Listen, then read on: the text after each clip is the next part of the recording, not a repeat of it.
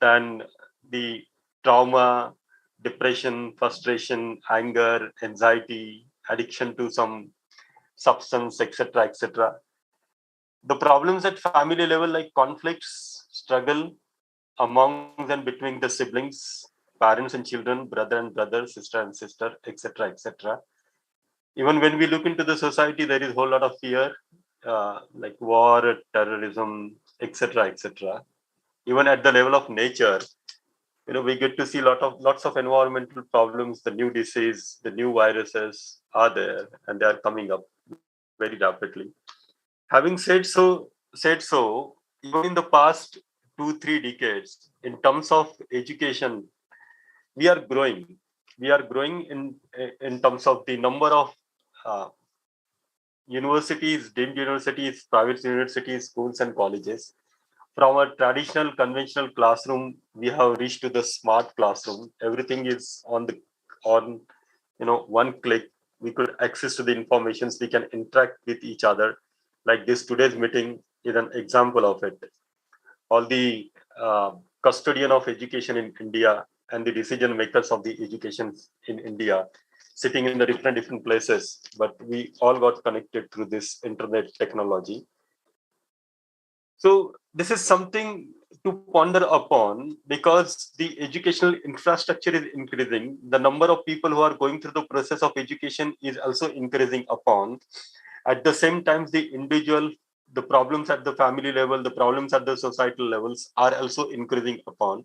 So something is missing out. A crucial link is missing out. So today, I mean, that's the whole purpose of this today's meeting.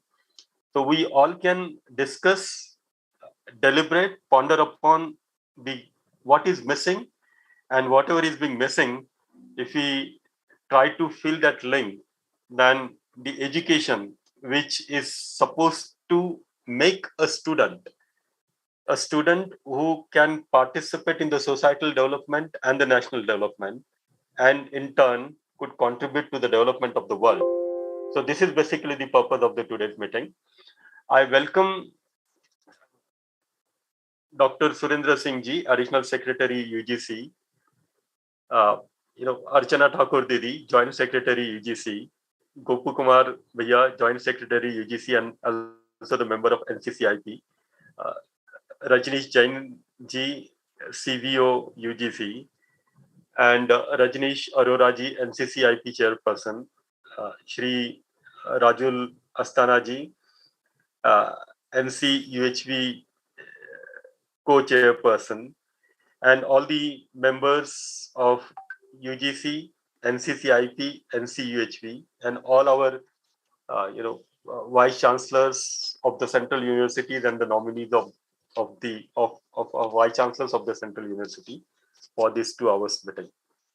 With this, I would like to invite Dr. Surendra Singh ji, Additional Secretary UGC, for his opening remarks. So over to you. Thank you very much, Umesh.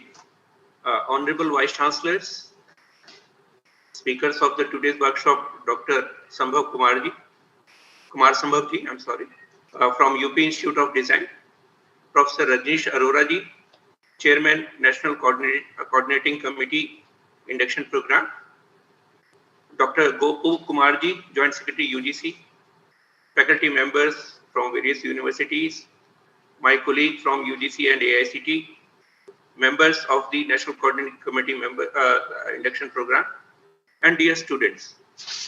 As we all know that national education policy is developed around a vision of education for achieving three main things: full human potential, developing an equitable and just society, and promoting national development. So for education to fulfill these aspirations, it has to be holistic, which should cover all aspects of human existence. And the education has to be value-based, which leads to harmony. Our graduates should develop the ability, and they should have a holistic world vision and perspective about life, which includes the individual, the family, the society, and the natural environment. The value based on that holistic world vision And this essentially means that they should have clarity about their role or participation in ensuring harmony with oneself, the family, the institution, community, society, nation as a whole, the natural environment. So, and also they should have the skills for living in harmony in all aspects of life.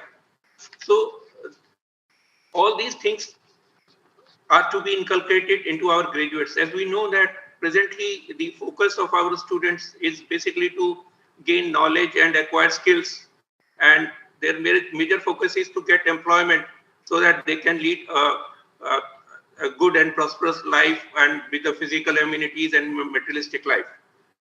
This, as Umeshji has already told, that this lead to various problems, and somewhere we are losing the connect and what education means, what should we achieve for by giving education. It's not just knowledge or the skills or the employment we get out of it. So it has to be holistic. Our national education policy has that's what has emphasized very clearly that education has to be holistic. So keeping all this in view, the today's workshop on universal human values for holistic value-based education has been organized with UGC and AICT. And this workshop presents a broad universal framework for acquiring holistic value-based education and for realizing full human potential. So I think I will not take much time.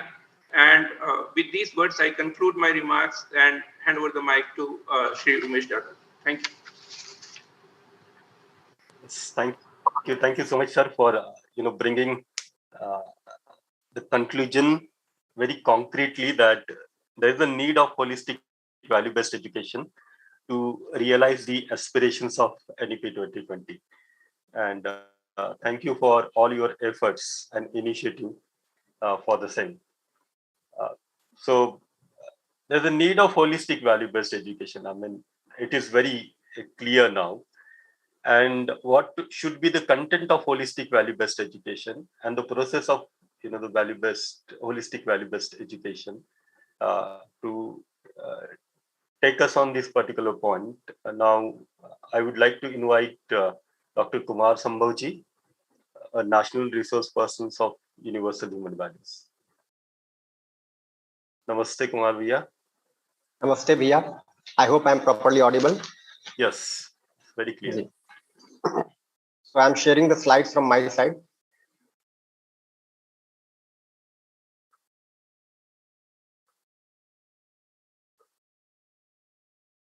I hope the slide is also visible.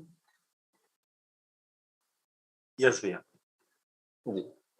Namaste, everybody. My regards to one and all. So in this session, we are going to talk about the meaning of holistic development and the role of education therein. And as we go along, we'll also be talking about the basic human aspiration and its fulfillment. Yeah, sorry to interrupt you. I mean, you can take like 50 minutes, 55 minutes, and if possible, you can also interact and take some questions. Okay. Yes. So the content of this session would be, we'll talk about holistic development and the role of education. And this will also help us to get an idea about the content and process of value education. And since we all are there, that we have a proper vision of education, and at the same time we need to see how this education can be the building block of development of society in a holistic sense. So through this session we'll also get an idea of the overall transformation that is desirable at the level of individual as well as at the level of society, and having this clarity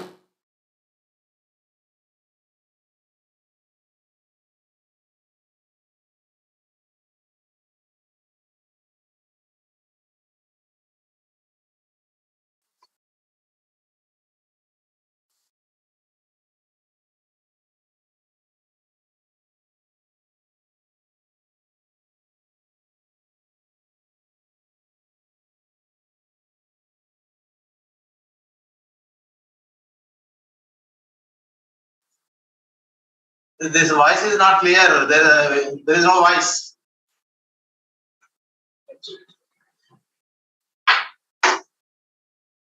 Short also. Short. This is from Central Institute of Karnataka. We are not receiving, getting this voice. Sir, even slide we can't see that. Now it is okay. Fine. Yeah, Kumar Bhaiya.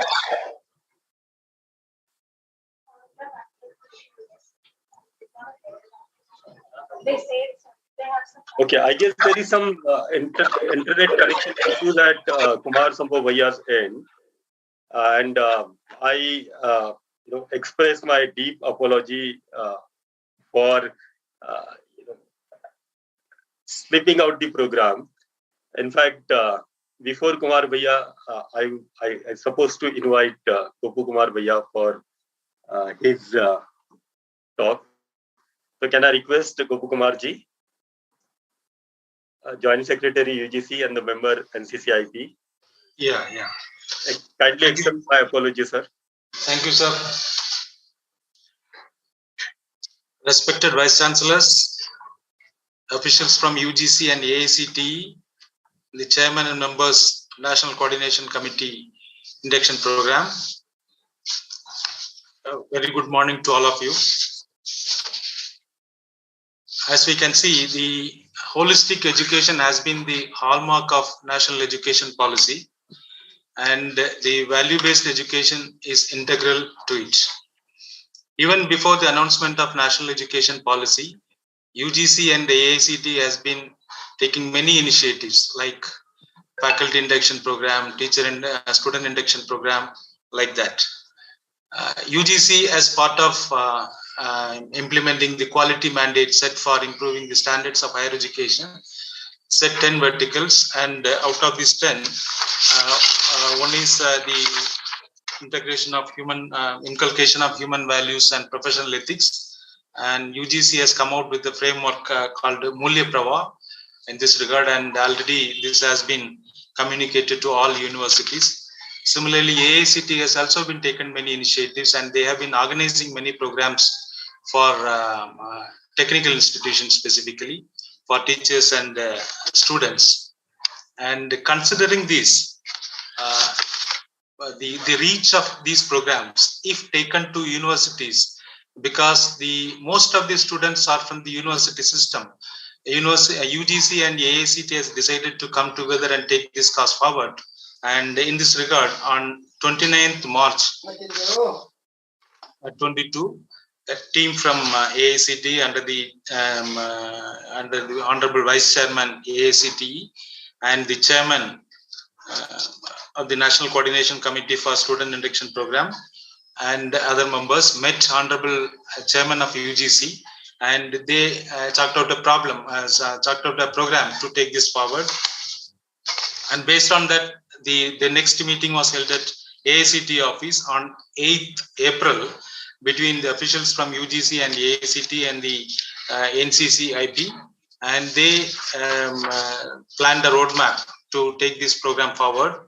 And based on that, a one-day face-to-face workshop for UGC leadership and key officers have been organized at the AICTE.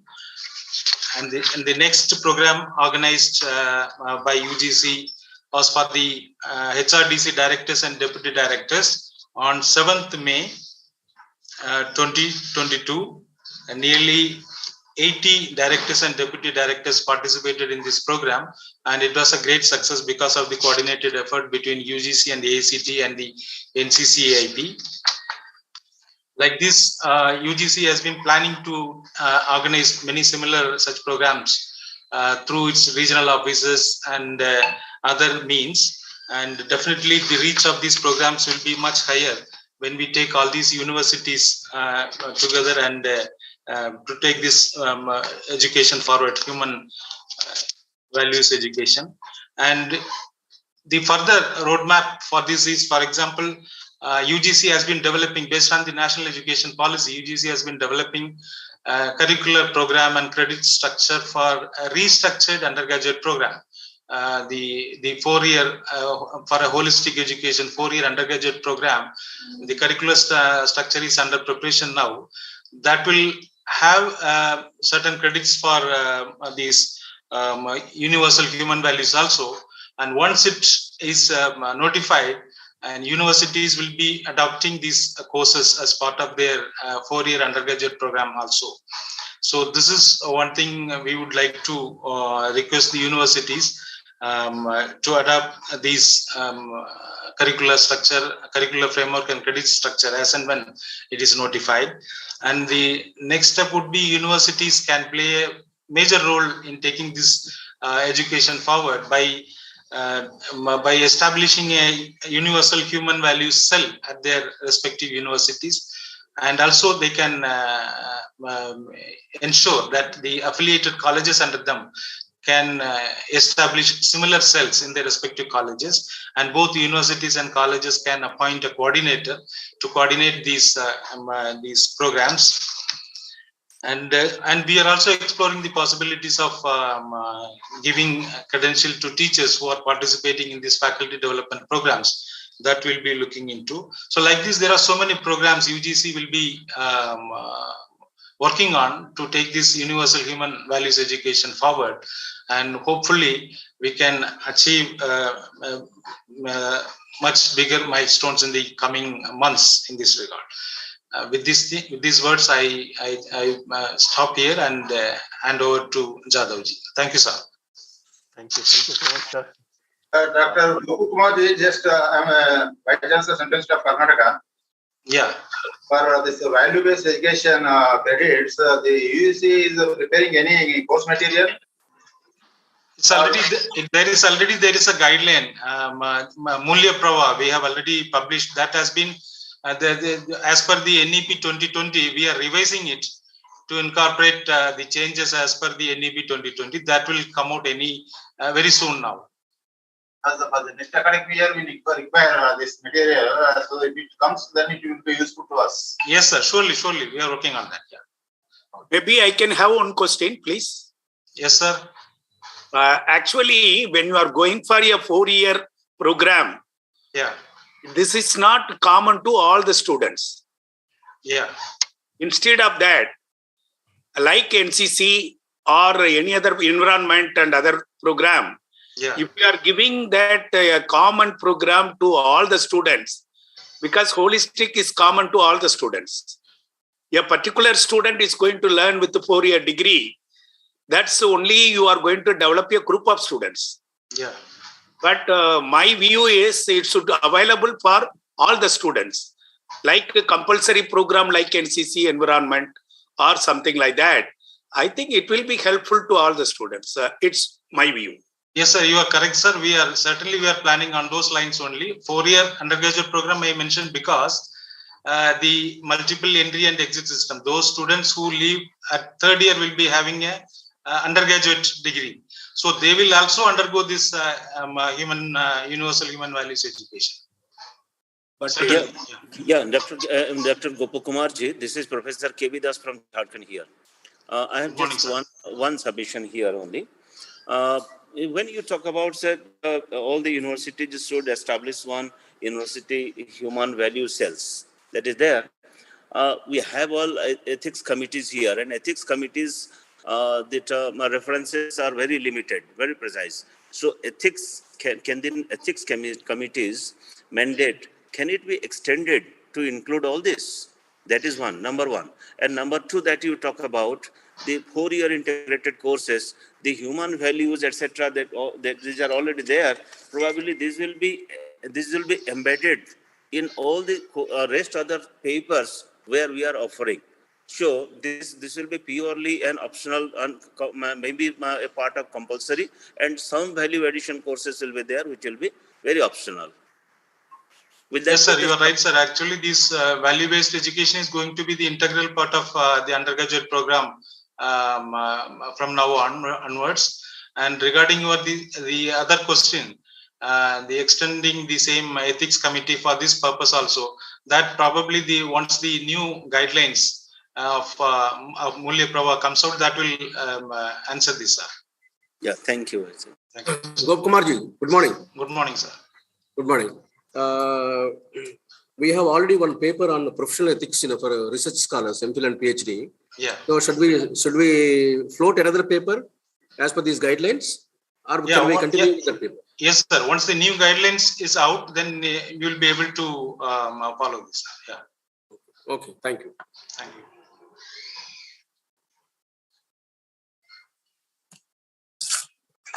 Yes, thank you. Thank you so much, sir.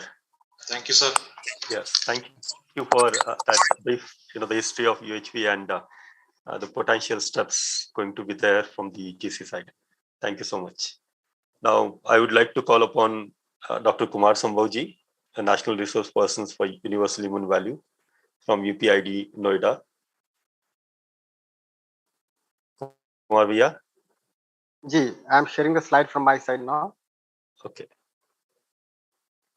So should I restart Bhaiya or should I continue from where I left? You can restart Bhaiya. Okay. There was some technical glitch, so your voice was not audible. I hope it is audible completely now. Yes, yes. Okay, Bhaiya. So namaste one and all. We are going to talk about holistic development and the role of education therein. And as we discuss this, we'll also talk about the basic human aspiration and its fulfillment. And we'll see how education can fulfill the basic aspiration of a human being in continuity universally.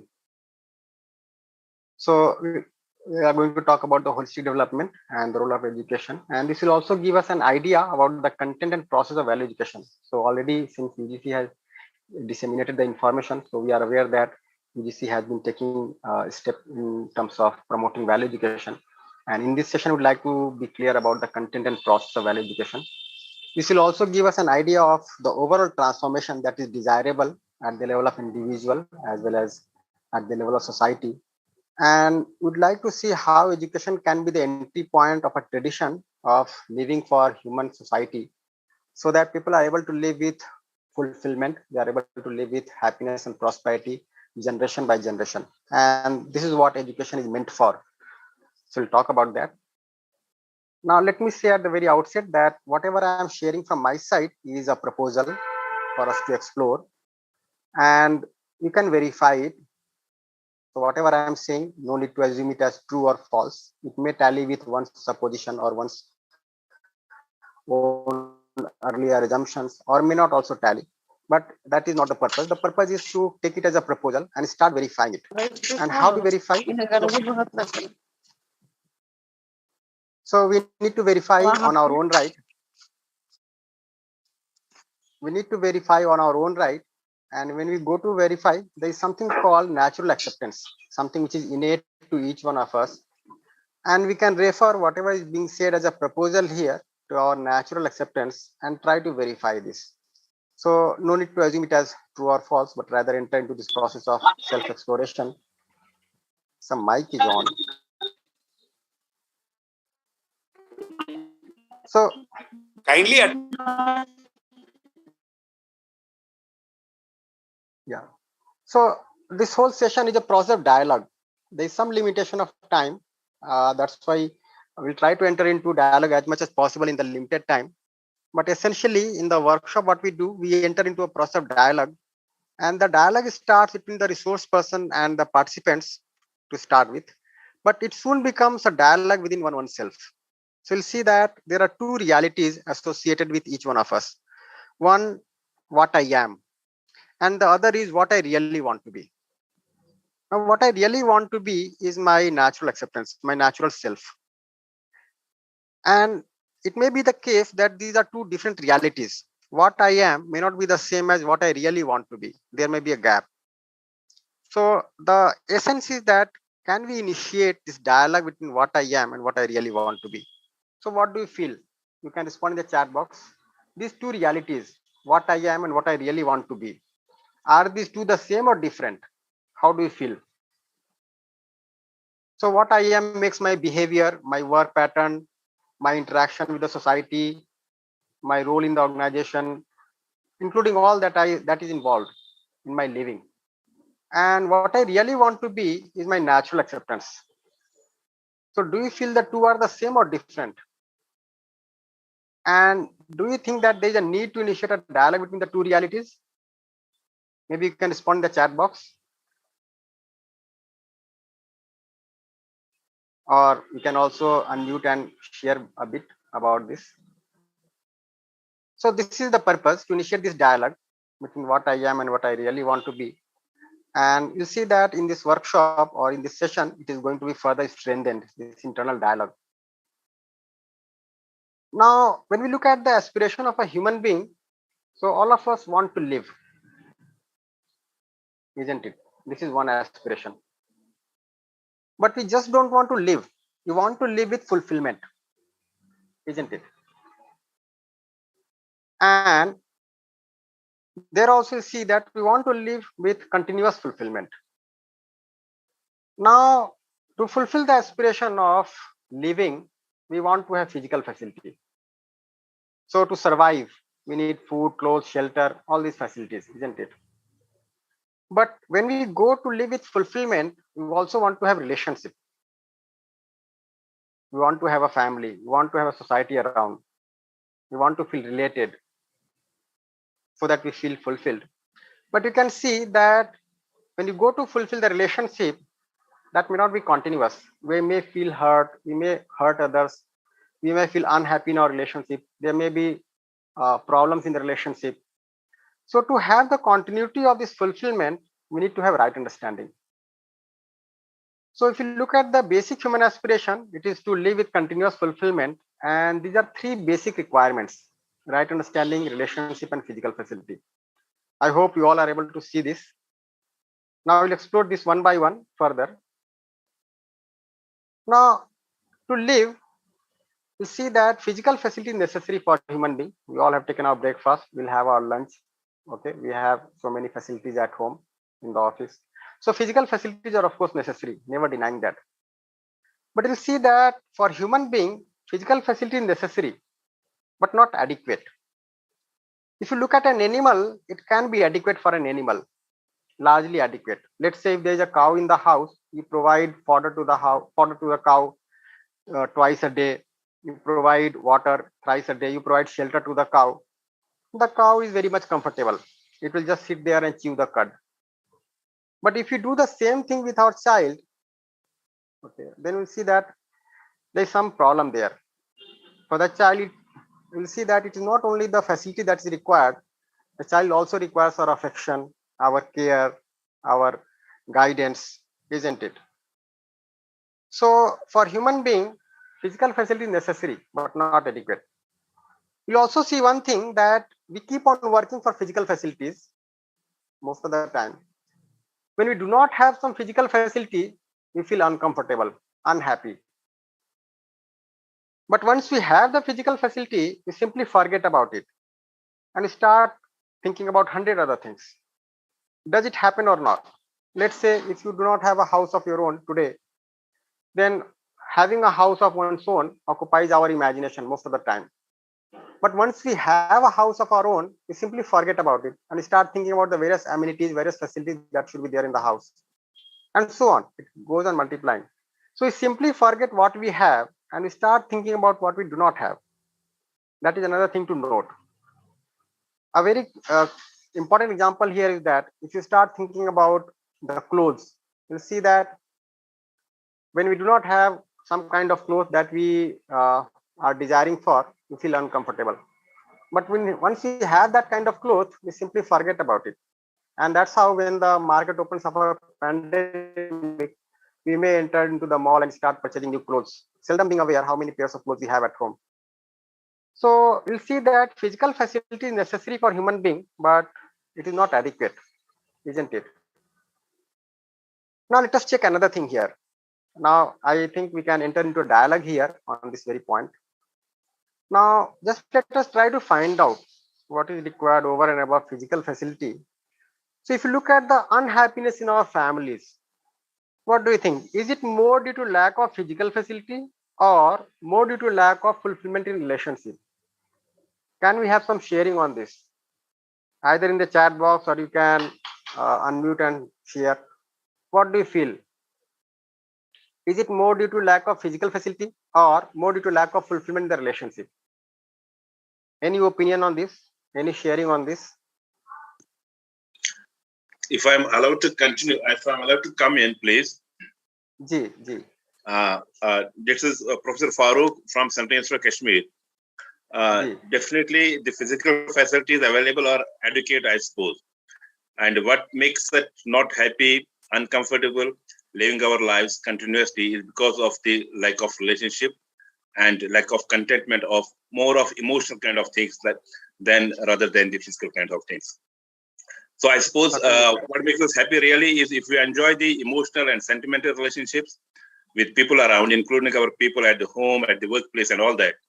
As far as physical facilities are concerned, nature has bestowed all of us with plenty of things. But so I suppose what is more important for the fulfillment of living a fulfilled life is enjoying the interactive and emotional kind of that contentment that we possibly lack, and that makes a cause of concern for all of us. And that is the basic reason for not a gratifying living and not a gratifying life. Thank you very much. Yeah, nice sharing, sir. Anybody else would like to share on this? Any other opinion? Any other sharing? Yeah, I want to tell something. Ji. This is Professor Krishnan. Yeah, yes, most of the time, lack of facility is not going to affect our happiness. But lack of fulfillment of relationship, because if you have living in a city, living in a village, or living in a relationship or surrounding the people, always we are not getting that what you called a good relationship. Unexpectedly, they are doing some mistake, then that happiness will go. Because we are having the belongingness with every people. Not only the people living in the, in the street, around us and everything. But maintaining that is very difficult in my view. Ji, sir. Ji. Rightly said. Hello, sir. This is Professor Donu from Central Institute of Karnataka. Yes, sir. Sir, happiness is more a mental makeup, emotional makeup, psychological makeup, and spiritual makeup. And lack of physical facility also contributes to unhappiness. We cannot say that we will be happy if we don't have any physical facility at all. And this fulfillment in relationship is very crucial because when we are in relations, we have to fulfill each other's desires and expectations, but there is no end to it. And because there is no end to it, and all our effort to fulfill the expectations will not yield the right result. So happiness at the end of the day depends upon our giving to the world than expecting anything from the world. Thank you, sir. Nice. I think we are coming to the point, sir. Very nice, sir. Professor Victor Babu, you wanted to say something? Yeah, I would also like to add one more point, if I am permitted to. Yes. Yeah, actually, happiness also depends upon our mental makeup. Because if we are happy from inside, then I think in any circumstances we'll try to be happy. Although I'm not saying that physical facilities will not matter, they'll matter a lot. But it depends on your thinking and also on the processes which are going around. So if your mental thinking is towards your well-being or being happy, then you will try to be happy in any given circumstances. So this is also important because we cannot isolate mental happiness with physical happiness. Both go hand in hand. So whatever is there, it depends on your relationship also. It depends on physical facility also, because happiness we have to see in a totality. We cannot make some kind of partitions that this situation will make me happy, this situation will not make me happy. So it has to be seen in a holistic manner. That's what you are talking. Thank you. Yeah. Nice sharing, ma'am. Any other opinion? Sir, I would like to add something. Yes, sir. That, sometimes we feel that happiness is a state of mind and our perception. Because always some persons, they are aspiring for more and more things, many and many things. So it will never make them happy. And there are some persons, whatever they have, they are contented enough and they are happy. So it is a state of mind also in our aspirations also that makes a difference. Ji. May I say something? I think.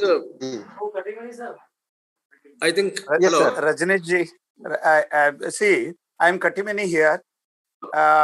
There is one philosophy in Jain philosophy that is aparigraha. Before that, it is there in tribal ethos and Puranas, tribal system also. So we have become, our society has become more consumer society, where satisfaction never be happen because we believe in more and more.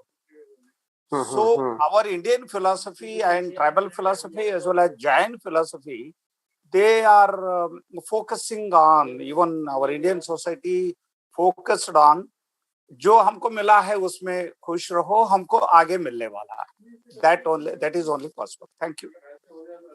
Ji. I'll come to all these points, sir. Yes. Any other sharing? Nice. So we can see that physical facility is necessary. So we are not denying that. And that's why in the beginning only we said that to live, we want to have physical facility and it is necessary, right? But not adequate. And we can also see that there is a need for relationship. And in fact, the sharing as it came, it also says that we need something above relationship. We'll try to see what that is, which can ensure happiness within oneself. So we can see that the unhappiness that we are seeing in our families today, it is not due to lack of physical facility more, but it is more due to lack of fulfillment in the relationship. So these two things are necessary. We want to have relationship with human being, want to have fulfilling relationship with human being. We also want to have physical facility, and we are able to fulfill the need for physical facility with the nature. In fact, as sir was mentioning about aparigraha, so that essentially means that I need to be able to make out the need for physical facility rightly. Unless I am able to see what it is needed for, is it needed for me or the body? And maybe there is some sound there, you can mute it. If there is no professor, no, so professor can be there, but he cannot. I think we can mute the mic. Yeah, that's why.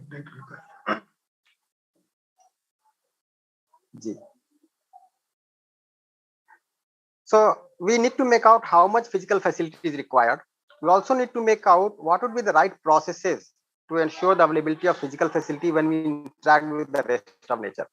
So we'll talk about all this. In fact, when we come to the full workshop, we'll talk about all this in detail, but we can very much see at the outset that we require physical facility as well as we require relationship, isn't it? Now going further, we'll see that although we have recognized the need for relationship, but still such situations may arise in the family. We do get into arguments, opposition, fights, even in the family, with close friends, with colleagues at work, in the marketplace. Maybe some mic is unmuted.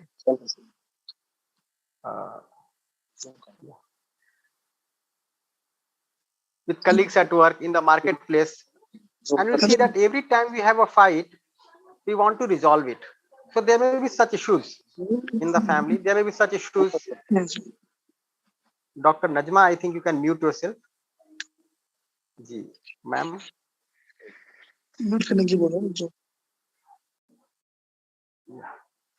And every time we have such issues in the family or in the organization, we want to resolve it. And we do feel sorry for that. We try to patch up. We promise not to do that again in the future. And we want to have fulfilling relationship. But in spite of all our desire for having fulfilling relationship, we again enter into such situations. So even though we don't want to, a fight may take place once again. And what happens here, we'll see, we try to find faults with the others. So we want the other to improve, and the other is also pointing out figures at ourselves, and we are being said that yes, we need to improve. And this kind of situation keeps on happening time and again. And you will see that almost it may happen every week or every month. And let us find out whether this is happening or not. What do you think? Is this happening? Is this happening in our families? Is this happening in our organization? Yeah, Professor Rajiv Mohan, you have raised your hand. Professor Rajiv.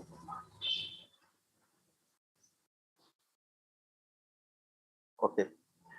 So let us find out whether these incidences of reaction, not speaking to the other, having arguments, debates, and sometimes situations such as divorces, are these rising or coming down? Are these increasing or decreasing? And let us try to also explore our close relationships in the family, with friends, in the workplace, in the society. So our relation with the spouse, with children, with our in-laws, with our friends, with our colleagues, with our subordinates, with our superiors, whether these all things are happening or not. And we see that the education today is on the rise. Okay, the literacy, if you see, has come to such a level which was not there in the history. So on one hand, the education is on the rise. More and more people are getting educated, getting literate. But at the same time, such incidences of reactions, arguments, debates, divorces are also on the rise. Now, if you look at the West, where we said that a lot of development has taken place, even if you try to look at the countries which have been ranked in the top positions of the happiest nations, the way they define the happiness, you see that the divorces may be much more than in our country. So you see that in such countries which are termed to be the happiest nations or the most developed nations, the divorce rates may be above 40%, 50%, while in our country it may be below 3%. So this is something strange to observe, that on one hand, the education and so-called development is going up. On the other hand, the problems in the relationships are also going up. So it is very much important to find out that in spite of our acceptance for relationship, why is it happening? Why is it happening? Can somebody share upon this? Why is it happening like this? That the education is rising, but at the same time, the problems are also rising, particularly in the relationships. And fulfilling relationships has become a very challenging task these days. Yeah, Professor Katimani wanted to say something. Yes, because we are unhappy with a good education, because in our education we don't have pleasures, we don't have emotional connection. So emotional connection and education, now they are separate. That's what NEP is talking about. How our ethos and Puranas can connect with the society, and human relations are more important than money, degree, and so on. Thank you. Very nice. I would also like to support the idea which Professor Katimani has already floated, that because education has no connect with the internal happiness of the person, and the person or the student, he or she is not aware of what their capacities are and where they should go. So unless they know their potential, they know their line, they know their direction, the education will not make them happy. Rather, it will be a burden on them, that they have to take that kind of education and they have to be a part of that.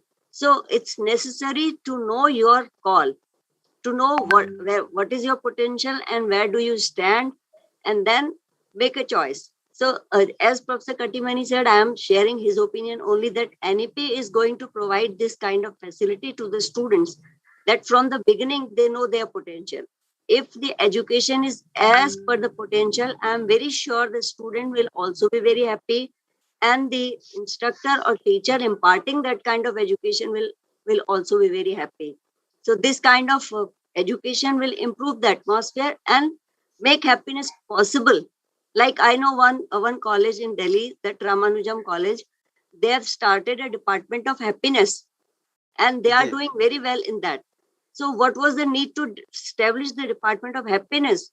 To address these issues which you are raising in this platform. Thank you. Nice, ma'am. In fact, in education, we do need to talk about happiness. It has to be an essential component of our syllabus. We do need to talk about relationship, isn't it? And you'll see that certain things which matter basically to our life, we have kept them out of syllabus, and we are just talking about physical facilities today. And that's why this kind of scenario is emerging, where the family. Yes, ma'am. Yeah. Well, I agree with Professor Annapurna, and I would just like to add that we started a course, a certificate course on happiness, just to resolve these issues. And the second thing is that as we were talking about people becoming literate in the families. So when people in the family, they are becoming literate, then I think that their expectations are also rising. Earlier, there was only one person in the family who was literate and they used to run the family. But now when all our members, they are educated, then all of them, they have their expectations. Now, our policy should aim to appreciate the expectations of the others. And that is what we mean by holistic education, that we realize like whatever expectations we have, the other members of our family, they also have those types of expectations. And if we are able to realize that, I think we can develop into this holistic mode of education. Thank you. Very nice, ma'am. Very nice. So I think we are able to see that to have fulfillment in the relationship, there is need for right understanding about relationship. So this is another thing which is required for a human being. So we do require physical facility, we require relationship, and we also require right understanding. So the points that have been raised, to be able to appreciate the expectations of others, right, or to identify the need for physical facility, we need to have something innately in us, something which is there with me in continuity, and that is what we can call as right understanding, on the basis of which I'm able to contemplate upon the feelings in the relationship which can be mutually fulfilling. I'm able to contemplate upon my role with the nature so that I can feel prosperous, I can fulfill the needs of my family. So these are three things required. So there is this proposal from our side that three things are required for a human being: right understanding, which is going to be there in the self, relationship with the human being, and physical facility with the rest of nature. And we are also saying that physical facility is necessary for an animal also, and largely adequate for an animal. But for human being, it's necessary but not adequate. So these are three things which are required, which we are proposing from our side. But let me ask you, we can explore and verify here whether all the three are required or something is redundant here. Can we drop anything out of these three? Through the sharing that has come, we can see that we share almost the same vision, isn't it? So let us try to explore this point also, that all the three are required, or we can drop something from here. Yeah, Professor Shukla. Yeah, we can drop the physical facility here. Actually, okay, we can just think our ancestors are in the time of the Veda. The student are studying in the forest or jungle with their gurus, and they have to feel very happy. Even for the food and other things, Vikshatan type of activity is there. Even though they are feeling very happy, so physical facilities are not always required for the happiness. Relationship playing very important things. Understanding also playing very important thing. Even something the ideal of the individuals. Some are having the and for a student point of view, they also have their ideal of their teachers. And teachers also playing, and their idea and attitude and the behavior also playing in an important role in the happiness of the student as well as their teaching community. Yeah, so what I get from your sharing, sir, that even if you look at the Gurukul, it's not that physical facilities was not there, but they were able to work with limited physical facilities. Yeah. So in fact, it so happens that when we work for right understanding, we are able to identify very clearly the limit of the need for physical facility. Yeah. Today, since right understanding is not being ensured through education, so that limit is not being identified, and that's how it appears as if the need for physical facility is unlimited. And that's how we are suffering. We are earning too much, we are consuming too much, but at the same time, we are not feeling happy within, we are not having fulfilling relationships. Yeah, very nice, sir. And just try to find out whether, yes, sir. I mean, as Professor rightly told that, because physical facilities, you can't end the program. I mean, if I have a small TV, I want to go for a big TV. If I have that bathing facility, I want to go for a swimming pool. So that is a non-ending problem. But a relationship, what I want to do that, I want to have a good relationship. I say, Vice Chancellor, I want to go for a student-centric. If the students not understanding our relationship, what we can do that? Number 3, right understanding should be available both the sides. Otherwise, will not be successful. Oh, actually, Professor, I would like to I would also here. like to share one thing, if I am permitted to. Actually, my point is that we need all 3 things. Right understanding, then only we will be having good relationship. And as far as the physical facilities are concerned, I don't think the concept says that you give 5-star facilities, but at least basic facilities are required. As I am holding the chair of Vice Chancellor, and every day there is a demand by the students that we need certain facilities. Like if we are sitting in a library, the power should be continuous. There should not be any power shutdown. Otherwise, how we will study? So generator is required. Otherwise, there is no mode, or we go to the solar. Solar is also an investment that we can make to provide that kind of physical facility. They want drinking water. So what I mean by physical facility, that we should not think about giving 5-star facilities which are available in some institutions to lure the students, but we should provide minimum basic facilities which are necessary for the upkeep of a human being, because without physical facilities it is not at all possible to survive. So we have to, I think we need all 3. Right understanding about relationship and right understanding about physical facilities. And a balance should be made about all 3 things. Then only the goal of happiness or holistic education can be acquired. Thank you. Very nice, ma'am. I think that's just I'd like point. to, Yes. Ji, sir. I subscribe to the views of Professor Annapurna ji and Professor Shukla ji as well, that physical facilities should be provided, but within the limited physical facility also, we should learn how to remain happy. And the other 2 things, right understanding and relationships. Yeah, okay, that very well, that needed. Right understanding is very much required, and relationship with human being amongst ourselves, with the society, with the environment, relationship is very, very much important. But as in the ancient times, within very, very limited facility, that students and teachers, both of them, they were very happy. And with more and more facilities, now we are becoming more and more unhappy. Yeah. So they are coming like that. So within the limited facility, we should learn how to remain happy. So no, I think it is also only depend on the individuals. After joining in the Meghalaya, I can share, if you give me the 1 or 2 minutes, I can share one story here.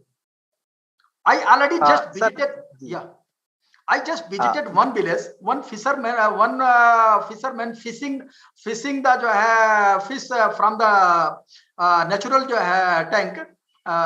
I just discuss him. Why are you? I can give you the some project, some good type of seeds and other, and you can increase the production of the fish and other, and you can sell the fish, even though you can earn the money. Then he asked, what happened? So you will be the more happiest. So why I will do this thing? I am already feeling I am happy. I am a happiest man. So yeah, it's only depend on the individuals also. Either they are going to reduce their requirement or desire, or are going to expand their requirement or desire. Yeah, so I think the basic question is, what would be the priority among these 3? So what do you think? What comes at the first priority? Any sharing on this? The first priority I will given to the understanding. Right understanding, ji. Yeah. So this is something that we can see, that for a human being, right understanding in the self is the first priority. With right understanding only, I am able to contemplate upon the feelings which can be mutually fulfilling, like things of trust, respect, affection, care, such feelings which are mutually fulfilling. And as rightly pointed out by many of us, that with right understanding only, we are able to make out the limit of the need for physical facility.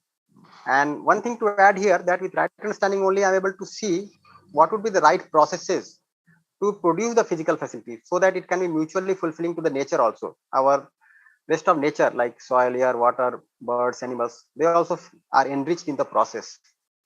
Now with this kind of priority, we'll see that we are able to ensure mutual happiness in our relationship, and we are able to ensure mutual prosperity with the rest of nature. And if this is ensured through education, what else is required? I am happy within, I am happy in my relationships, I feel prosperous within, I enrich the rest of nature. And if this becomes phenomenal, if this becomes universal, so the education has served its purpose, isn't it? But on the other hand, if we only give priority to physical facility, something which has become a kind of phenomenal problem in the education today, then the right understanding is missing, the relationship is missing, then what results is unhappiness within and also making others unhappy in our relations, right? And when it comes to physical facilities, we are into accumulating more and more, exploiting others, right? At the same time feeling deprived within and depriving others. So if the right understanding is removed, the relationship is removed, and we try to focus only on physical facility, then this kind of scenario will emerge. So you'll see that the purpose of education or the role of education is to develop the human consciousness. We all are human beings. We need to know what is our innateness. If I'm able to live up to my innateness, my natural acceptance, then only I'm able to live with human consciousness. Yeah, I think some mic can be muted. So this is the role of education, and that is to ensure human consciousness. And that will be there only when we are able to live with all the three with the correct priority. On the other hand, if one is only working for physical facility, then this is just like living like an animal, and that can be termed as animal consciousness. So we can see that with the literacy on the rise, okay, still there are only two kinds of people to be seen in the society. One set of people are those who are lacking physical facility and they are unhappy and deprived, and we can term them as Suvidha Vihin Dukhi Daridri, SVD square. And the education today is trying to promote people who are having physical facility, but at the same time they are still unhappy and deprived. So they can be termed as Suvidha Sampann Dukhi Daridri, S square D square. So the current day education is at the most able to take people from 1 to 2, and that also not for all. Okay, it's not that everybody is going to have physical facility, because the need for physical facility is not defined, and that's how people are struggling for physical facility but feeling unhappy within, feeling deprived within. So this kind of scenario is there. But what we want to be exactly, if you see, we want to have the physical facility to the limit that is required, but we need to feel happy and prosperous, isn't it? And this can be termed as S power 4. So if you look at the role of education, it is to take the people from 1 or 2 to 3, isn't it? And we can also evaluate where is the society now, where we are right now, at 1, 2, or 3, and where do we want to be. So we'll all agree upon this, that you all want to be at 3, but we may be at 1, 2, or 3 either. And the society, if also we see, could be here somewhere between 1 and 2.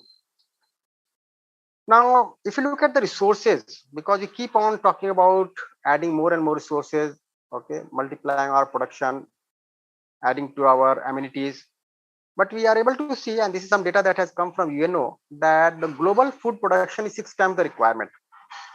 And they have also studied that the global food wastage is 1/3 of the production. And if you look at the population of the planet at this point of time, it might be something around 650 crores. So the wastage is enough to feed twice the population on the planet. So essentially, it is not the question of production. We have not understood right utilization of the food. It is not the question of production for sure. It is a question of distribution, and distribution means it is a question of relationship. And relationships can be set right only through right understanding. And that's why we need to give the right priority to this particular thing in our education. And the right kind of education is required. And as rightly pointed out by many of us, that the new education policy is targeting at ensuring this particular thing, having a just and equitable society. And for that, this kind of understanding, this kind of competence is required. So we need to transform. We need to transform from what we are doing now to what we really want to be. And this transformation only can be termed as progress. So if you look at the development of nation, if you look at the progress of society, it is not just in terms of adding to the physical facilities. It is when people are able to live with all the three, right understanding, relationship, and physical facility. So whether this transformation is desirable or not, what do you think? Do we need to go for this kind of transformation? And are we really making effort for it? These all questions are very pertinent since we are policymakers of the society, since we are having leading roles in the society. So we need to have a common, clear vision about society. That are we able to transform the human being? Are we able to transform the family, the society in this manner or not? Or we are just talking in terms of adding to the physical facilities? Because when we talk about research, when we talk about development today, we many times forget about the human part of it, and we have to think about that. So you will see that holistic development is a transformation to human consciousness, and this is the role of education. Okay, because this transformation only can ensure definite human conduct, the conduct which can ensure mutually fulfilling behavior and work. So you'll see that this education has to ensure these three things: right understanding in every child, and for that we need to have curriculum, syllabus, programs, practice sessions, right from primary education to the higher education, so that we can ensure the right understanding in every child. We can ensure the capacity to live in relationship with other human beings. And we also need to develop the capacity to identify the need of physical facility. And for that, we need to imbibe skills as well as practice for sustainable production. Today, we are talking about sustainable production. We are talking about circular production. So we need to talk about sustainability. And this is very simple to see that something which is not sustainable will not sustain. So today, the production process, if you see, we are not talking about or not involving renewable processes, renewable materials. And that's why the challenges are appearing. Okay, and there are so many challenges on the planet today. So we need to find out the right skills and practice for sustainable production of more than what is required, so that we can feel prosperous within. At the same time, we can enrich the rest of nature. But a simple appraisal of the current day education will show that the first one is missing. The right understanding is missing. If you make an appraisal of the syllabus also, no, you see that hardly we are spending a few hours to develop the right understanding. The capacity to live in relationship is also missing. And the identification of the need for physical facilities is also missing. This is something that has been pointed out by many of us through our sharing, that the students today are not able to identify the need of physical facility. Another thing very important to see, that our students are losing the willingness to produce by way of labor. So the kind of mindset that is there today is that if I'm educated, I don't need to make my hands dirty. If I'm less educated, then I should be making my hands dirty. But if I'm more educated, I should make others make their hand dirty and avoid my hands being dirty, isn't it? So people are trying to avoid labor. The right utilization is also largely missing. We can see the consumption that is on the rise.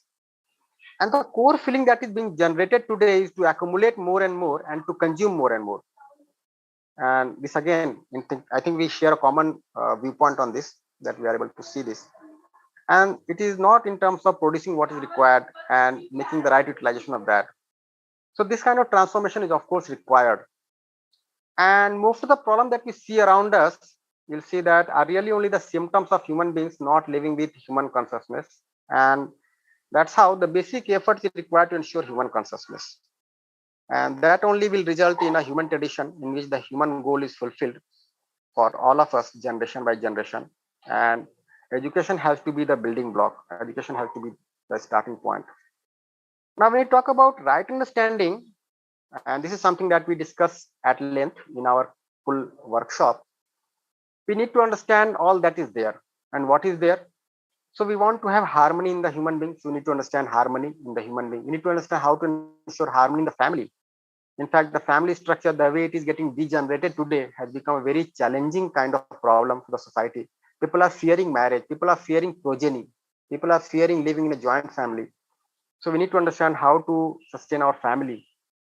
We need to understand the harmony in family society, because there are so many feuds, struggles, wars happening today. In fact, nowadays, if you see the war that is taking place in Russia and Ukraine, anytime they can explode the atom or nuclear bomb and maybe a part of the planet is lost. So we need to understand how to ensure harmony in the society and also how to preserve the rest of nature. So we need to understand the nature and existence. With this understanding only, we are able to inculcate the right values so that the values guide our living. And when it comes to guiding the living part, then we have to learn the skills. And there we can have professional courses which impart the skills so that they are guided by values. Okay, so it's not that any kind of skill could be useful. We have to see what kind of skill to what limit for what purpose it is going to be utilized, so that we are able to ensure living in harmony at all these levels. And that only will result in mutual happiness, mutual prosperity. That is our basic aspiration. So this is the whole content of the workshop. So from my side, I invite all of you, if time permits, of course, we all are so busy. So if time permits, to come for a full workshop where we can discuss about the right understanding of harmony at all these levels of living, these 4 levels in detail, isn't it? So that it can become an essential component of our education. Now, elaborating upon this, when we have this right understanding in the self for living in harmony at all these levels, then we are able to ensure justice in our relationship. And our competence to ensure justice in the family does not get restrained to the family. Gradually, as we develop with human consciousness, we are able to see the whole world as a family. And this has been a vision in our society for a long time, Vasudha Kutumbakam, to have the whole world as a family. So that my competence to ensure mutual happiness in my mutual relations empowers me to participate in undivided society. At the same time, when I go to participate in the larger order, so I'm able to ensure prosperity in my family. I'm able to ensure orderliness in my family, and it is in such a way that it becomes the building block of the world family order. So the way I develop understanding in me, on one hand, I feel fulfilled within me. I feel happy. I feel satisfied. I feel at peace within. At the same time, I'm able to work for undivided society and universal human order. And you'll see that these are 4 pillars of a tradition of human society. So human education is there, then human conduct, that is sanskar, human constitution, and then human society. So education that ensures the development of the competence to live with definite human conduct, so that we are able to live with human consciousness. This kind of education can only be termed as human education. And with that, we get the competence to ensure the mutual happiness, mutual prosperity, and that ensures human conduct. Now, with that only, we are able to make the right kind of policy for the society, which can make or which can help us frame the constitution. And with that only, we are able to fulfill the human goal in the society generation after generation. And when this goal is fulfilled, generation after generation, this is something that we can term as human tradition. And we have been observing the tradition of mankind on this planet, and we still are only desiring for having a tradition that could be mutually fulfilling for human being as well as the rest of nature. So the education is the entry point. And since we all are there in education, in decision making roles, so we have to take a serious note of this. We have to really work for that, and we have to decide something concretely in this direction. So if you look at the key takeaways, so what we talked about, let me just summarize. We talked about the basic aspiration, and we can see it is the continuity of happiness and prosperity. And for fulfillment of this basic human aspiration, 3 things are required with the correct priority. First priority being right understanding in the self. Second thing is relationship with the human being. And the third thing is the physical facility with the rest of nature. And then only we are able to transform to human consciousness at an individual level and to a human society at the societal level.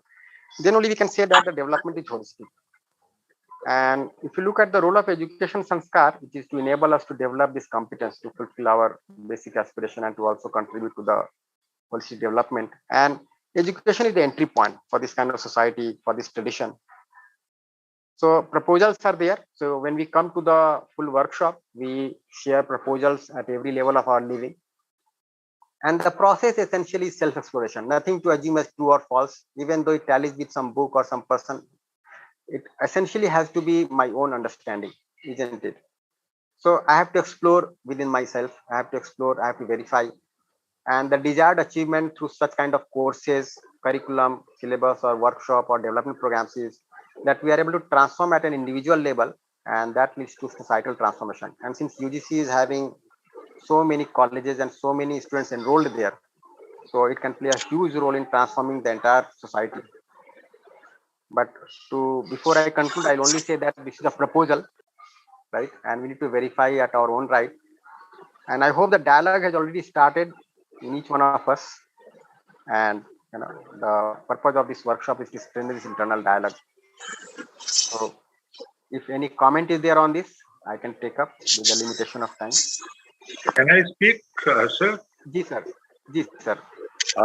I'm really greatly impressed by your underlining things in a very decorated manner, particularly with right understanding, relationship, and physical facility, providing physical facility. All 3 points will ultimately lead to natural acceptance, a human consciousness, and separating us from other living beings. So very well presented. I must appreciate, I must congratulate.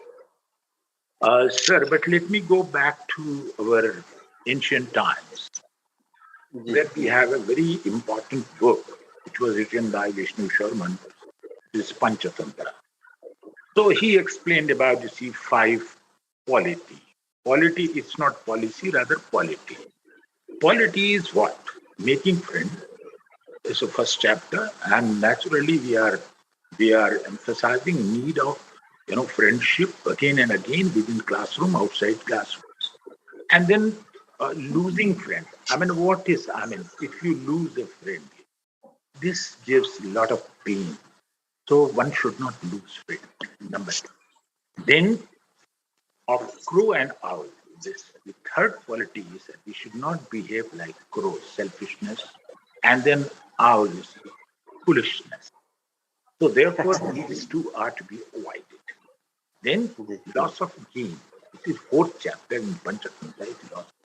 Whatever you have earned, even in terms of relationship, when you have built up your relationship, if you have inducted one more person in your family, in your house, then you should give room and you should not lose it, you see. And then the final one is rash action. Immediate reaction, not very conducive for any individual, for any society, for any group, for any family, for any school, for any college, for any institution. So these are making an ecosystem, checking, balancing everything. And that's how you see we should see in your 3-point program, and which will be very useful. And I hope we will not forget the role of Panchamrita even today, which is badly needed. Thank you, sir. Nice, sir. So I conclude here. Now it is over to Rajul Bhaiya or Umesh Bhaiya. Please proceed with the session. Ji. Yes, thank you, Kumar Bhaiya, for that important input, that the education is not to just prepare for the job, but the education is to prepare for the life, and job is a part of it. So physical facilities not only are necessities, but relationship and right understanding are also necessary. And in fact, when we look into the priority order, the right understanding relationships are the higher priority along with the physical facilities. So thank you so much for your insights shared with us. If anyone has any sort of sharing on the sessions done by Kumar Bhaiya, then we can listen to one or two sharings. Okay, so now we can proceed for the next part of our today's 2 hours workshop. Now we would like to invite Dr. Rajneesh Aroraji, Chairman NCCIP, for his talk on holistic value-based education. Thank you, Umeshi. Namaste, sir. Thank you. Namaste. Thank you. Honorable Vice Chancellors of Central Universities, and I have been told by UGC that so many teachers and students are also participating in this workshop through Twitter Live and YouTube Live. Today we are talking about a very important subject of value education as per new education policy expectations. Umeshi, please share my slides. As we all know that when we see National Education Policy document, the very first page, first line talks about that education is fundamental for achieving full human potential, developing an equitable and just society, and promoting national development. Just on the page 3 when we start this policy document as such. Now these aspirations, when we move, just previous slide please, previous slide. Actually, this all comes from that we all feel that there's a need for a change in the whole society, and today's society that is equitable and just.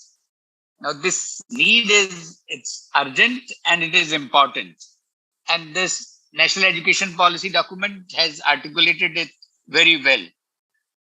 While the change has to take place at every level, teachers, students, academic institutions, policy makers, parents, families, the whole society with its systems.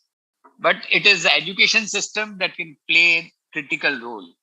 I'm just starting from where the Kumar Sambhavji ended, that education is the entry point for societal transformation.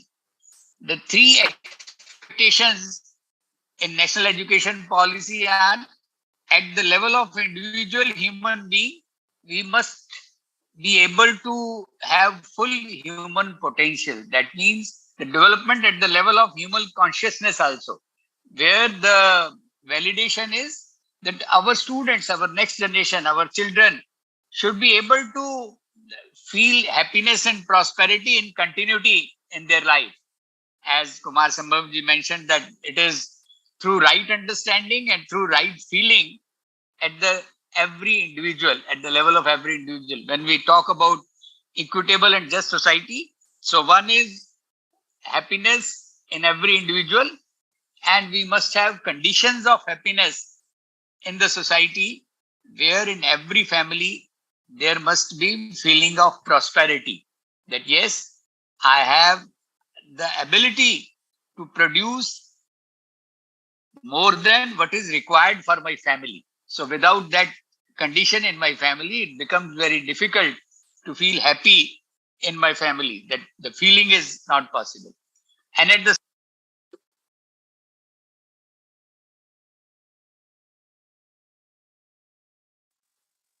a feeling of fearlessness in the society. And the third condition for happiness is that when we interact with nature and existence, we must have feeling of coexistence, mutual fulfillment. Then only we can have equitable and just society. So this is the responsibility of education, that our students and teachers, they can understand about happiness and the conditions of happiness both. Now, the third expectation in national education policy document is promoting national development. Now, what do we mean by national development? So national development means harmony within the nation, and we are able to become complementary to other nations. We are able to help other nations to have harmony within themselves. So then only we can become a developed nation, which is our concept of Vishwaguru, that we are harmonious within ourselves and we can help others to be harmonious. Now, this expectation from education is to prepare people competent to fulfill these aspirations. So this is the holistic value-based education as per expectations of national education policy today. Just to see it in another way, when we talk about full human personality, which is to be developed by humane education and sanskar, the first step is to have right word vision, which means the right understanding. That is, this word is just as per competition or cooperation? Is this word for harmony or conflict?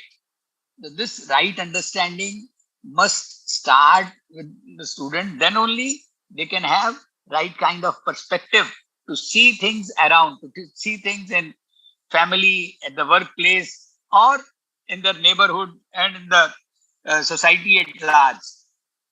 Based on their word vision, they will be able to identify right values.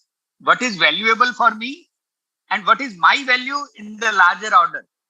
on that basis, on the basis of those values, I can participate in the larger order meaningfully. So on the basis of values, our participation becomes valuable. On the basis of this vision and values, we are able to have ethical reasoning. Just to know about some ethical things is not clear unless I am clear about my vision and values. And this ethical reasoning leads to right kind of conduct in our life. And this such competent people, they lead to equitable and just society at all levels, at the level of village, block, city, district, state, nation, as Kumar Sambhavji pointed about, the concept of Vasudhaiva Kutumbakam. That is the stages. Step by step, we move towards that world family concept. And today, that leads to national development if we go from vision, right vision and values. Today in our education system, this is the crucial missing link. We talk about ethical reasoning for some aspects. We talk about talking about the skills, more and more skills, but without vision and without values, there is a question mark on reasoning and conduct part of it. And that's, we all see around ourselves. There's a question mark regarding development of equitable and just society and national development also. Now, this effort of value-based education is in 3 steps. One is to have clarity about universal human values. Here in this course, which AICT has experimented in technical educations, and now UGC is also taking this initiative to take it forward to all the teachers and students in our university system, that these values are universal. This understanding, relationship, and physical facility thing, it is universal. It is applicable in Asia, Australia, America, Africa, or Europe. It is not only for India. It is not only for Kashmir or Tamil Nadu. It is not only for this religion or that religion. It is common to all. And it is rational in nature. It is not based on any dogmas, not based on beliefs, but it appeals to human reasoning. So these are universal, these are rational, and these are verifiable. If we try to live accordingly, we get the desired results. We get that kind of individual transformation or transformation at the level of society. And it leads to harmony at all levels. Within ourselves, we resolve our conflicts within ourselves, resolve conflict in family, resolve conflict in society, resolve conflict in the nation. So this is the first step, understanding of universal human values. Then taking case studies from our own surroundings, from our own history, from our own culture, from Indian knowledge system, from our own families and from our own neighborhoods. So these case studies help the students to develop their right understanding about relationship and physical facilities. And then guided by those values, guided by those universal values, then we can try to learn about the world-class skills, such skills which are nature-friendly skills and human-friendly skills. So human-friendly management practice and nature-friendly technologies, so those can be developed, those can be learned in our institutions, and such competent people can help to have equitable and just society at all levels and a developed nation which is harmonious within ourselves and complementary to other nations. So that's the way to have holistic value-based education. A full document has been prepared by AICT. It is part of the handouts. That link is there in the chat box. You can copy that link at your place. And we would like to have your feedback and your comments later. It's a big document, 200 plus pages. So which provides details about the course content. This one session of Kumar Sambhavji was just a glimpse of the whole issue. It is not only the trailer, it is just the poster of the film. I invite you, all of you, for these kind of workshops which we conduct for teachers. Now, this is the result of efforts of last 40 years. I'm happy to share with you that this human values thing started, last slide please. In 1980s, when Professor R.R. God started a course on science and humanism at IIT Delhi, I was fortunate to be part of that first course by Professor P.L. Dhar and Professor R.R. God. It was science and humanism. In 2001, MHRD started National Resource Center for Value Education and Engineering at IIT Delhi and centers at NCRT and IIM Lucknow. Then 2-semester course on human values was started at IIIT Hyderabad by Professor Rajiv Sangal in 2005. In 2006, there was a conference at IIT Delhi where Dr. APJ Abdul Kalam, then President of India, was a chief guest. He mentioned about this course in his presidential address on Republic Day in 2007. In 2009, UP Technical University, when Professor Premvrat was Vice Chancellor, and after that Professor Vinay Pathak was Vice Chancellor there, they implemented it in all the affiliated colleges. In 2010, Punjab Technical University, I was Vice Chancellor there then. We had this 1-semester course on universal human values. We translated it in Punjabi also, and it was available to students in Punjabi, Hindi, English, and it can be done in all the regional languages in the country.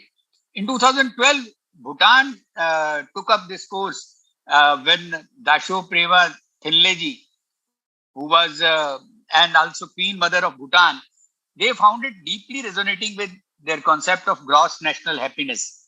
So Royal University of Bhutan, where Dasho Premaji was Vice Chancellor for some time, and Anti-Corruption Commission, Royal Civil Services Commission, Youth Development Department, they all adopted this course for their national education system as such.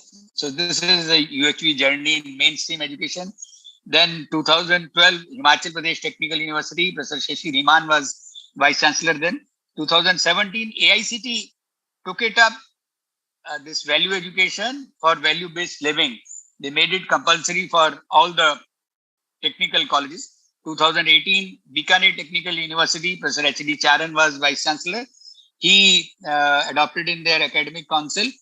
In 2020, it was really a kind of revolution. During Corona, it changed to Valiona for AICT. When 50,000 teachers participated in 5-day online courses. Now every Monday it starts and till Saturday it is there. And 2020 NEP was announced. So Madhya Pradesh School Education System jointly with their Rajya Anand Sansthan, they started just from January, February onwards. And now from May onwards, UGC is also taking it to the university system in the country. And this is the first workshop of Vice Chancellors of Central University. And I'm sure that now the speed will be much higher as compared to earlier. I was given this responsibility to share with you this journey of universal human values. Actually, it's a 3-step implementation program. Step 3 is value-based living. This is the target. Living in harmony, participation in family, institution, society, nation, world for harmony. Ensuring human education for the next generation from family itself. So value-based living is a target. To reach that target, we will have value-based education. That is organizing the whole curriculum, the curriculum of psychology, sociology, economics, electrical engineering, mechanical engineering, law, medicine. This whole curriculum on the basis of values for living in harmony. Holistic value-based education, practice of living in harmony, doing projects, social internships, etc. in that direction. And but it all starts with the first step. We are at step 1 now, and this is value education. That is incorporating values in existing curriculum. This is the expectation from each university to pass it in their academic council, in their board of studies, to have a 3-credit course our experience is to have it in the first semester itself. Then it prepares the students for their next 3 years or 4 years at the undergraduation level. And in this step, last slide, please. I'll just share about the first step only. Incorporating case studies of harmonious living from Indian knowledge system and incorporating practice and skill development as per the value guidance. So step 1, 2, 3. We are at step 1 now. Next. In AICT, we started with student induction program of 3 weeks. In UGC, we have Diksha Rambha program for 1 week. And at AICT, it is 9 module program with core program as Universal Human Values and Indian Knowledge System. And we have faculty mentor program where one faculty to mentor 20 newly joined students for all semesters. And student buddy program, one senior student to be an elder sibling to 5 new joined students, and their weekly meetings, student activity cell to guide various clubs in the desired direction as per right understanding. And second is, this is UHV2, which is a 3-credit course, 1 semester. The name of the course in AICT is Understanding Harmony and Ethical Human Conduct. And now AICT has taken this initiative to have many more courses, to have a minor degree with 18 credits in UHV. This is, first is UHV3, Understanding Human Being, Nature and Existence comprehensively. UHV4, Vision for Humane Society. These are various courses being offered as optional courses.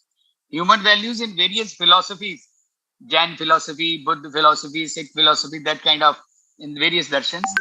Human psychology for realizing the full human potential. Then UHV 7A, Holistic Health, Philosophy and Practice. 7B is Human Sociology for the tradition of human culture and civilization. And UHV 8 is Human Economics for sustainable and mutually fulfilling production and management systems. So we expect that there should be a UHV cell, Universal Human Values cell, for coordinating all UHV related efforts in essential at the university and college level. To do all these things, the basic thing is faculty development. We have in this session Professor Archana Thakurji, who is heading faculty development program through UGC, HRDC programs. During Corona, when we had 5-day faculty development programs online, more than 120,000 teachers registered for those programs. About 76,000 attended, and out of them, 41,745, they qualified it as mentors, the first introductory workshop. And those who completed the second 1-week program, they were 9,681. And those who completed 3 weeks program, they were 7,410. The details, region-wise details are also provided, and it is being monitored in AICT. Similar things are required in UGC system also. And these all faculty development programs are being conducted by volunteer resource persons. No resource person is charging even a single penny from AICT. It is all being done pro bono without any honorarium. Approximately 150 man years were volunteered in 2 years. So that means more than 75, actually the number is 200. When I say the full time, if we say, so it will be equivalent to 150 man years in 2 years. It is all being done by the volunteer resource persons. So this was the thing I wanted to share with you. Thank you. Thank you very much. I am sorry that I have taken little more time which was allocated to me. We have other speakers also. Thank you.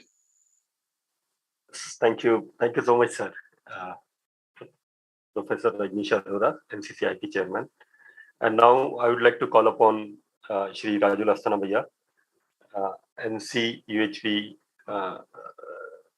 Deputy Chairman, to take us to the final session of this 2 hours workshop.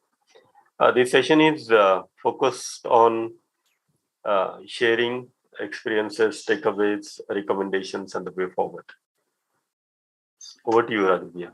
Yeah, thank you, Umeshji, and warm welcome to all our colleagues.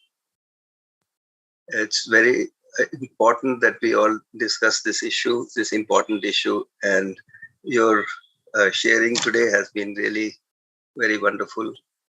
And we can see that your concern and your, interest in going forward in this direction is very strong. So some of the possible next steps with which Gokuji has already shared, I just want to mention that to implement the aspirations that are articulated in the national education policy, we have to do a lot of specific work, and some of that is mentioned on this slide. And UGC has already done a lot of work on the Diksharam, on the Mulya Prabha. So this is in continuation with all of that work. Only the implementation part is being strengthened by the effort of AICTE. And in particular, the preparation of faculty with these sort of targets, we can place specific targets. I understand that there are many challenges that are there and they will be there. So we have to be quite creative about it. But we need to definitely prepare ourselves and our faculty members in this direction. So some of the targets I would mention are preparing faculty mentors in the ratio of 1:20. That means one faculty member for every 20 newly joined students from every department. So faculty members, not only from the HSS department, but from every department, every teaching department, so that, as Rajneeshji mentioned, that we can go from value education to value-based education in the near future, maybe 5 years, maybe 10 years, or some of the advanced universities might do it in 1 year.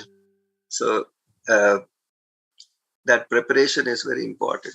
So preparing ourselves and also preparing the faculty members. And to start with the faculty mentors in the ratio of 1:20.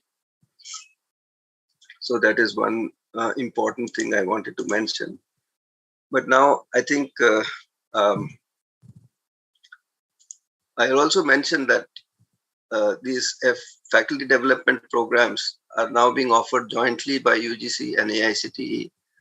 The certificates, etc., all of them are going to have this, that they are joint programs of AICTE and UGC.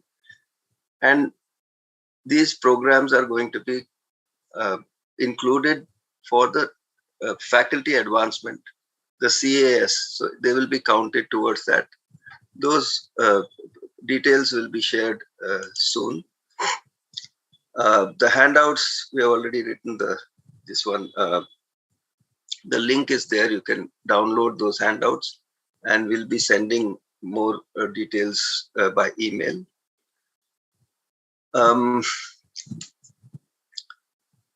When we started this 2-hour workshop, it was essentially that you have a good idea about the significance of this effort. You have a clarity about the content and the process. And of course, you feel the need for this effort, but to underscore that point and to take it forward in your universities. So now, we'd request those of you who would like to share your feedback and commitments, and your ideas and suggestions are most welcome in the feedback. So when we are sharing right now, perhaps we can focus on these 3 things: your brief introduction, your takeaways, and the future plans, if you'd like to share 1 or 2 important things. So we'll try to provide opportunity to all of us who are here, so who would like to share. So I'd like to welcome all of you one more time for the sharing session. So whoever would like to share, I can see Professor Sayed, his hand is raised. So if you'd like to share, sir, you are welcome.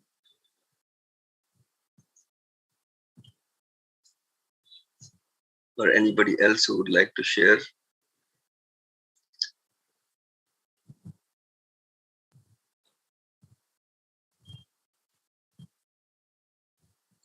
Yes, Latika Sharma-ji, please go ahead.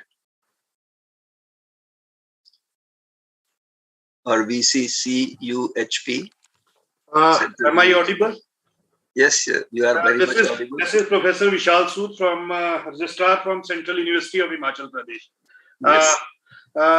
Regarding this value-based education, I just want to apprise that our universities are already having these human-making courses at PG level.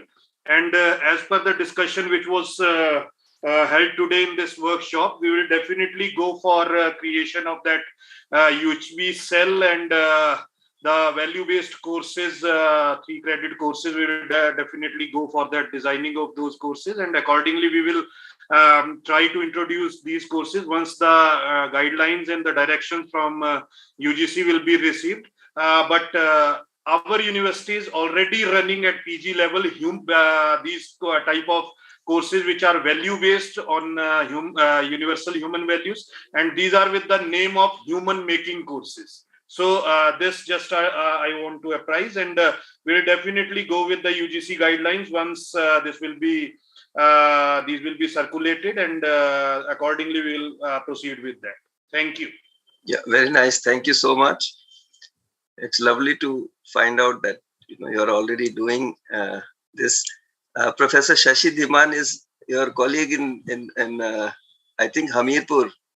He was with the Himachal Pradesh University, Shimla. Now he has been recently appointed as Vice Chancellor of Himachal Pradesh Technical University. Yes. So you are close by colleagues, so you can have a discussion with him also.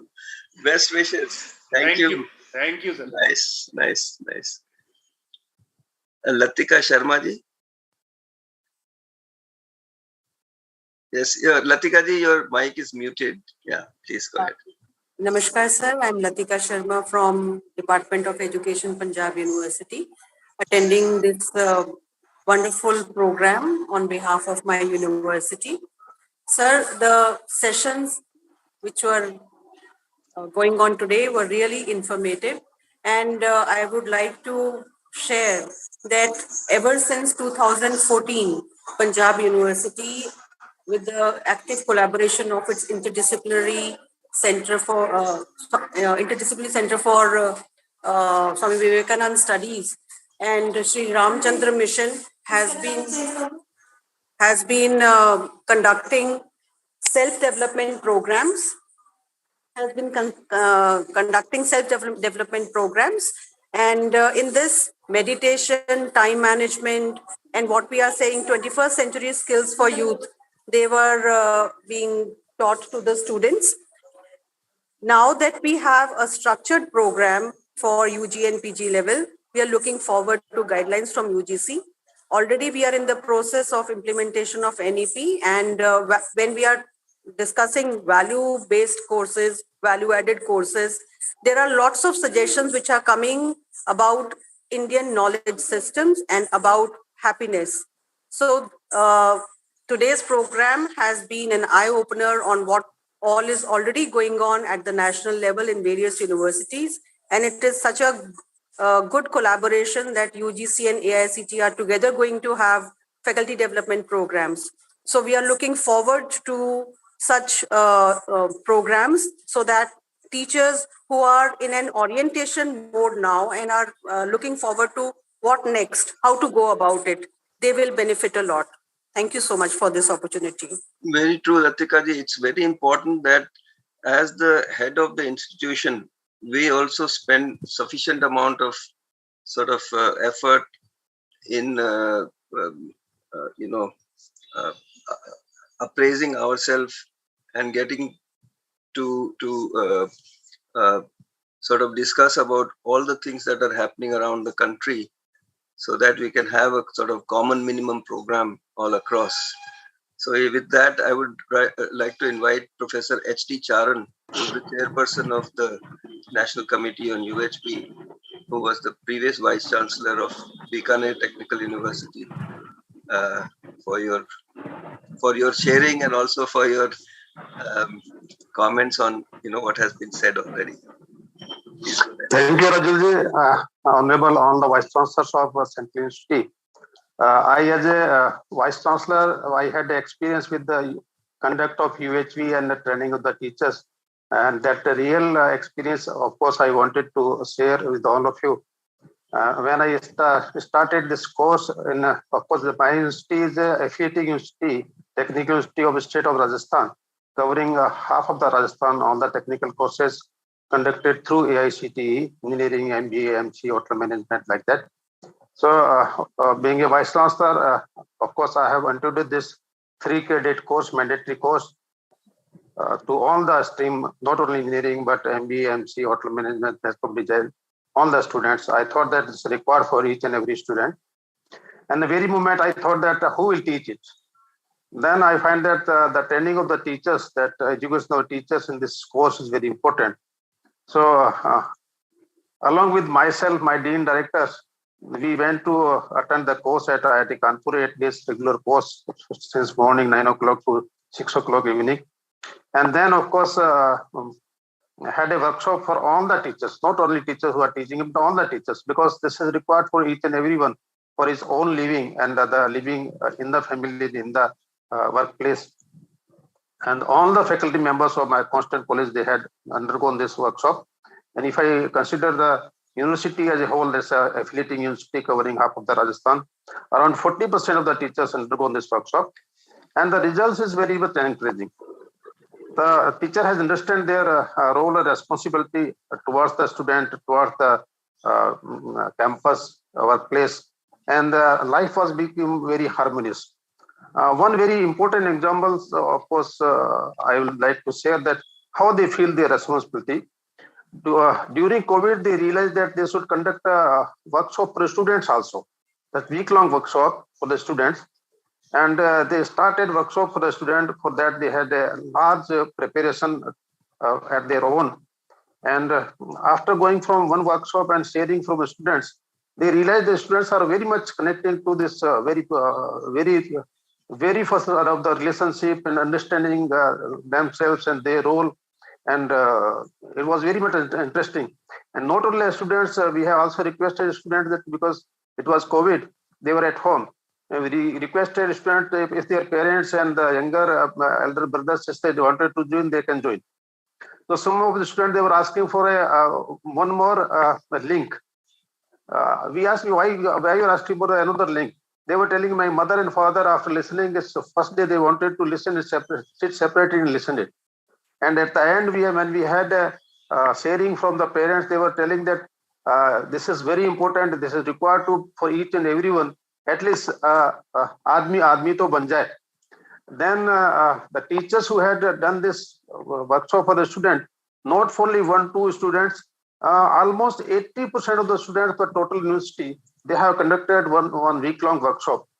And for that, they had to have a large number of exercise, hard work, without any expectation, without any extra remuneration.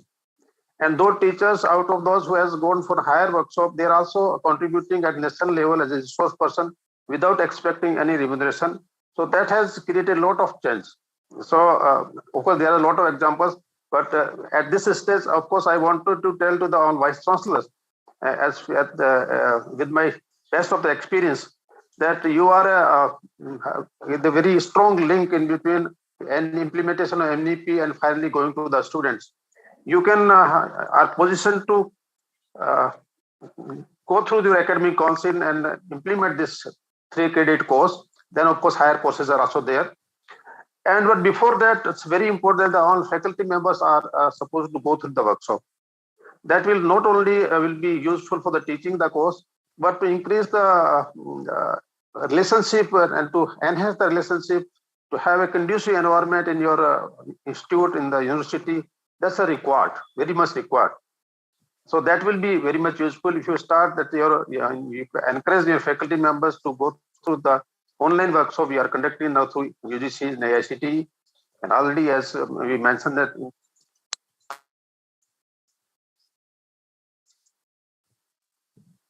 large number of workshop, around 75,000 teachers, more than 75 teachers. So this one thing you can very well quickly can start, that you can motivate your faculty members to go the workshop, and then at least start a initial course, introductory course at your level. So this will help a lot.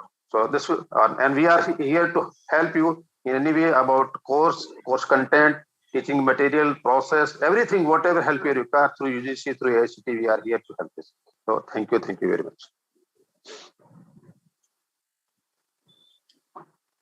Thank you, Charanji. Now it is almost time just to reiterate what you have said, that these possible steps can be taken at each of the universities, and that the joint faculty development programs that are taking place, they can be participated not only by the faculty, but the senior management also. So you are most welcome to participate in all of these workshops. I would like to also introduce two people who are going to be in touch with you, in addition to Professor Gopu Kumar and Archana Thakurji and Dr. Diksha Rajput from AICTE. Umesh Jadavji, he will be in touch with you. He was the moderator for this session also, so you are familiar with his voice, and he will be discussing in more detail.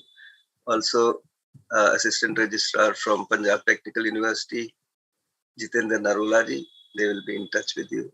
So I'd like to introduce them.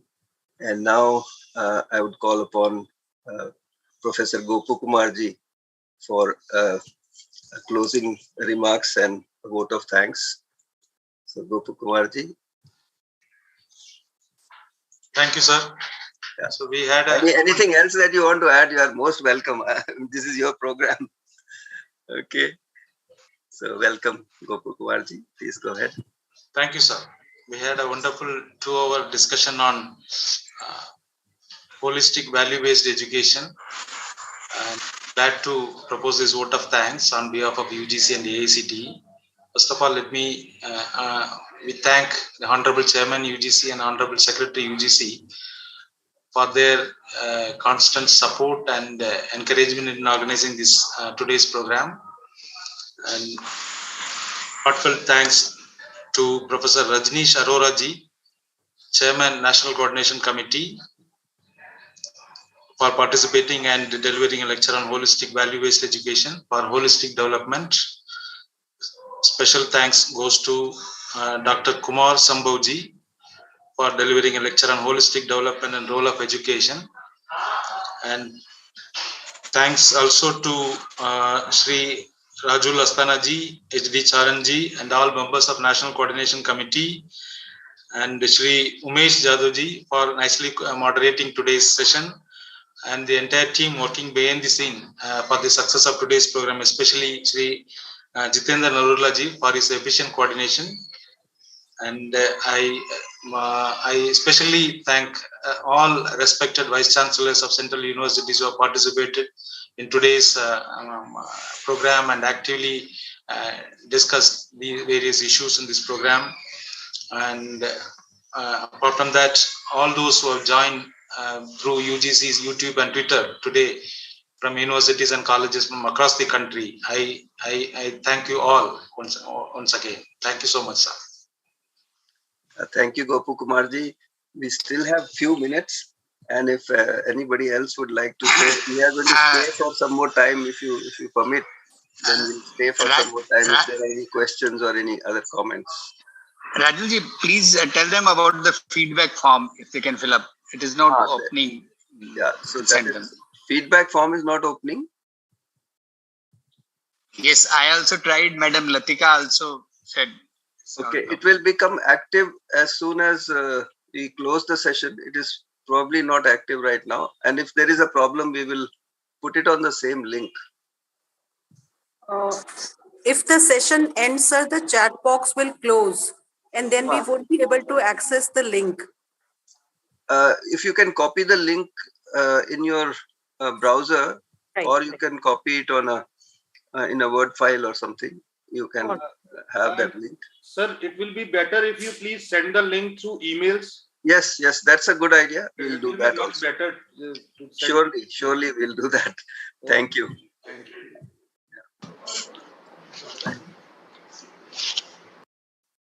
So with that, we can close for today. Many thanks to everyone. Umesh, over to you. Dr.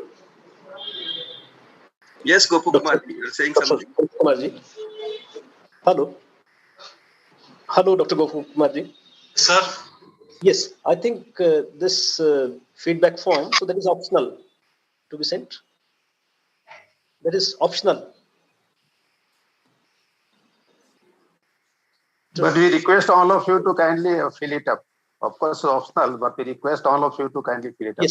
Yes. So that we could know your opinion about this. Yes, sir. So in a nutshell, so it was a very, very thought-provoking program. So I'm from Gangtok, a professor of botany, and congratulations to everybody. Right. So many thanks to all who attended and wish you all the very best. We are silent.